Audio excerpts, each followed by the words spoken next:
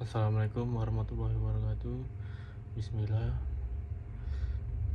Rabbi sholli sholli wa yassir amri wahlul uqdatam min lisani yafqahu qawli. Alhamdulillahirabbil alamin.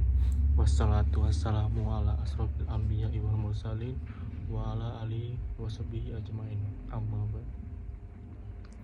Pertama-tama, marilah kita panjatkan puja dan puji syukur kita atas kehadiran Allah Subhanahu wa taala yang mana telah melimpahkan kita rahmat dan hidayah sehingga kita masih diberi kesehatan hingga saat ini.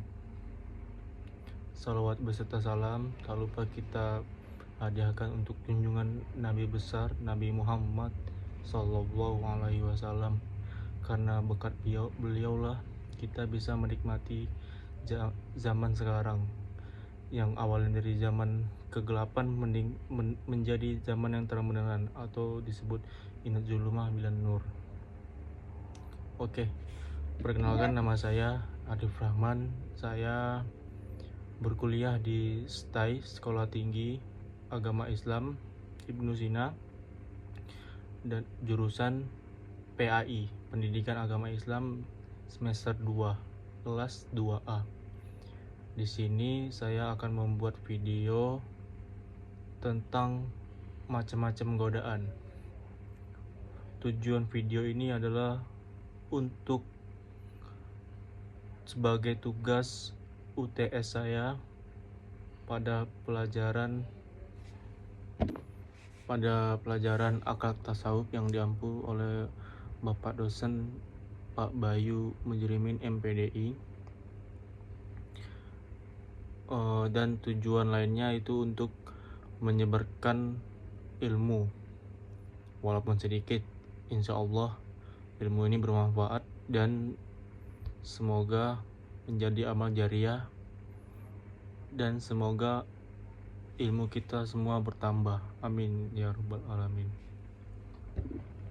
Godaan setan, dunia, dan nafsu menjadi ujian besar dan ujian utama pada umat manusia, dan jika tidak dikendalikan maka efeknya sangat berbahaya.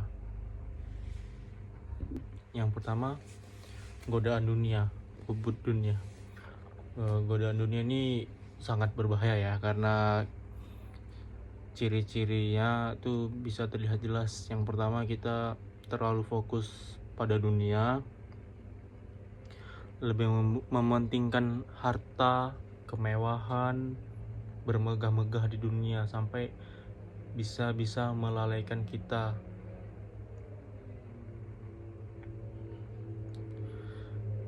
Dampaknya apa? Dampaknya kita bisa melalaikan kewajiban agama, menimbulkan sifat sombong. Sombong ini luar biasa guys. Sifat angkuh. Itulah godaan dunia. Dan tamak, kikir, dan juga menimbulkan merusak hubungan sosial karena iri, dengki, dan kompetensi yang tidak sehat. Contoh godaan dunia itu seperti kita terlalu ke dunia tuh, kita nih ngumpulin harta aja, nggak ingat ibadah, nggak ingat berzikir, sholawat. Padahal kan harta tuh nggak dibawa mati, ya kan guys. Yang kedua, godaan setan. Godaan setan adalah makhluk Allah. Ya, setan juga makhluk Allah, dari golongan jin yang selalu menggoda manusia untuk berbuat dosa dan menyimpang dari ajaran Allah. Cara-cara setan menggoda kita itu salah satunya membuat kita merasa was-was dalam hati, membuat dosa itu tampak indah, membisikkan pikiran jahat, dan menggoda dari berbagai arah. Tujuannya apa? Ya, tujuannya yang utama dan tidak lain adalah menyesatkan umat manusia, membuat manusia itu ragu kepada Allah dan memilih jalan pintas. Karena ini salah guys, memilih jalan pintas. Tidak ada yang instan di dunia ini guys. kekayaan segala macam itu kita harus dengan usaha dan ikhtiar kita. Jangan lupa sedekah. Karena semakin kita bagi, rezeki itu juga akan semakin datang dengan deras, insya Allah. Jadi kita tuh jangan pesimis, besok apa gini enggak. Kita punya Allah guys, Allah subhanahu wa ta'ala. Kita percaya sama Allah. Dan jangan cuman berdoa, tapi kita juga harus ada usaha. Kalau kita cuman berdoa tanpa usaha, itu namanya bohong. Dan usaha tanpa doa, itu namanya sombong.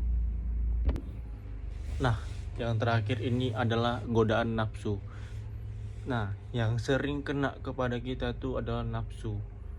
Karena nafsu ini memang ada di dalam diri kita. Karena Allah menciptakan nafsu itu sudah ada gitu. Tapi nafsu ini nggak semuanya buruk. Ada beberapa jenis nafsu. Yang pertama, nafsu amarah. Nafsu selalu menyuruh kepada kejahatan. Yang kedua, nafsu lawamanah. Nafsu yang mencela diri sendiri saat berbuat salah. Yang ketiga, nafsu utamainah. Nafsu yang tenang dan tunduk kepada Allah. Ciri-ciri nafsu yang tidak terkendali. Pertama, mengikuti syahwat dan keinginan tanpa batas. Kedua, mengabaikan perintah agama demi kesenangan pribadi. Terus, bang, kayak mana bang biar kita nggak tergoda dengan nafsu? Nah, caranya dengan berpuasa. Karena saya pernah dengar ketika Allah menciptakan nafsu, sedikit cerita nih, ketika Allah menciptakan nafsu, Allah itu menghukumnya karena tidak tunduk, menghukumnya di neraka yang panas selama berapa ribu tahun gitu, saya lupa. Terus dikembalikan masih juga tidak nunduk, dicampakkan lagi sama Allah ke neraka yang dingin berapa ribu tahun. Sudah terus udah selesai hukumannya, tetap tidak tunduk. Terakhir dia di neraka yang tidak ada makanan dan minuman, seperti orang berpuasa gitu. Nah, itu baru tunduk. Nah, jadi dari sini kita bisa belajar bahwa cara meredakan nafsu itulah adalah dengan berpuasa. Makanya kalau kita nggak bisa mengendalikan nafsu kita, maka kita disunahkan untuk berpuasa. Puasa guys, kalau kita nggak kuat. Oke guys. Nah, kesimpulannya, untuk menghindari godaan-godaan tersebut, alangkah baiknya kita memperkuat iman dan ibadah seperti sholat, zikir, dan sholawat. Membaca Al-Quran juga jangan lupa. Bertemanlah dengan orang-orang soleh, karena lingkungan ini juga sangat berpengaruh guys. Contoh, misalnya ini kita berkendara, yang sholat cuma kita sendiri, yang lain nggak sholat. Terus kita mau mampir masjid, apakah yang lain mau ikut? Enggak, belum tentu. Bahkan pun kita nggak berhenti ke masjid karena cuma untuk kita sendiri. Nah, itu salah satu contohnya. Kalau kita tuh lingkungan tuh sangat berpengaruh. Terus yang ketiga, berdoa dan memohon perlindungan Allah subhanahu wa ta'ala. Itu penting guys. Terus yang terakhir, introspeksi diri, berpuasa, dan muhasabah. Oke guys, sekian ilmu yang saya bagikan. Semoga bisa bermanfaat untuk kita semua, dan semoga menjadi ilmu yang berguna bagi kita semua.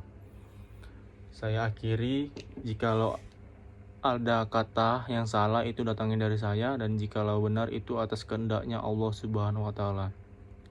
Sekian, terima kasih. Assalamualaikum warahmatullahi wabarakatuh.